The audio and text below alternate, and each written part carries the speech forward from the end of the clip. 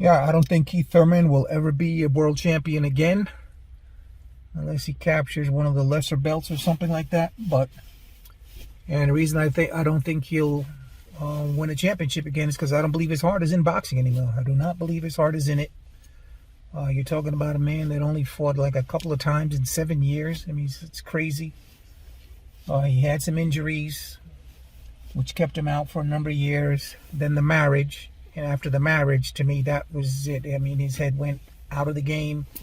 And his heart went out of the game with him.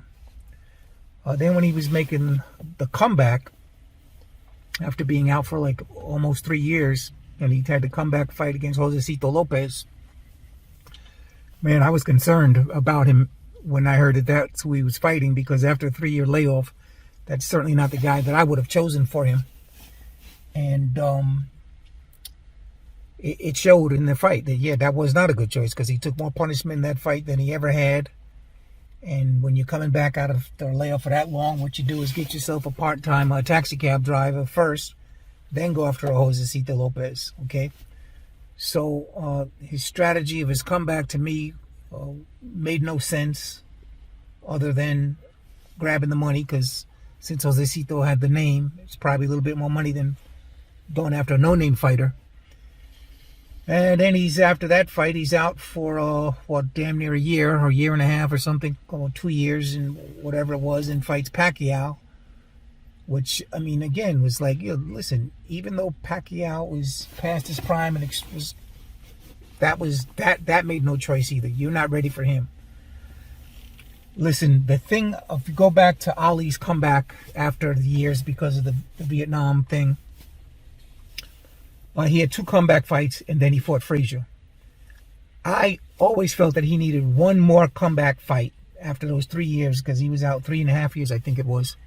One more comeback fight, and he would have dusted Frazier in that fight. But in the first Ali Frazier fight, if you watch it, you'll notice that Ali was not dancing the way he normally does, which shows that Frazier was in his head, and shows that his confidence level in his ability to move for 15 rounds wasn't there. Again, one more comeback fight, 3 comeback fights, then going after Frazier. I mean, I think he would have mopped the floor with Frazier, and there never would have been a Ali Frazier trilogy. Same thing with Keith Thurman. He should have had 3 comeback fights, then you can go after a Pacquiao or some other world champion.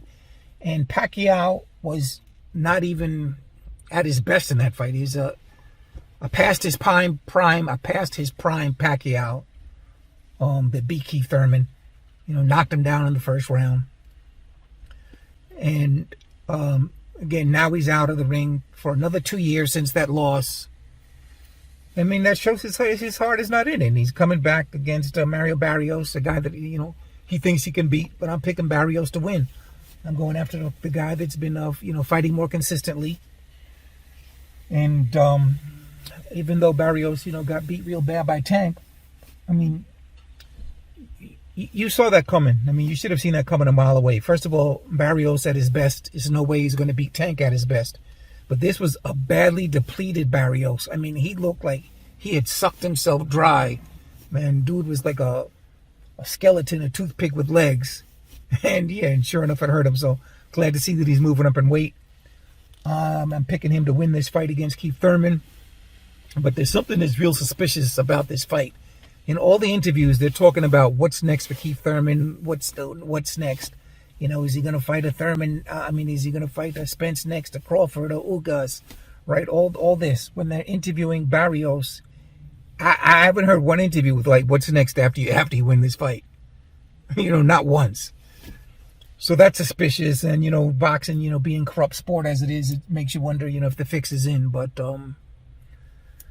on paper, yeah, I got to go with Mario Barrios. Looking for Keith Thurman to come out to be rusty again, after 2 years. And I think Barrios will beat him. But I think it should be a good fight, though, because to me, they're both kind of skill level. They're at a similar skill level. And that always makes for a competitive fight. But I got to add one more caveat to this. Pay-per-view?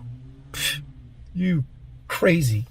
Man, you guys better get off those drugs. And anyone who's a boxing fan, stop supporting fights like this. All right, save your money for the big fights. Send a message to these fools that, you know, we're willing to show out our money for the big fights, but we're not going to pay pay-per-view for Thurman Barrios. You know, I just thought of something else too about Keith Thurman. You remember before the Josecito fight, he said you're not going to see the best version of Keith Thurman, you know, because he knew he was rusty after that long layoff. And it was the same thing now. What's different this time around? It's the same length, you know, in terms of layoff. So, yeah, you're going to see a rusty, dusty Keith Thurman, and I hope he wins, but I don't expect him to.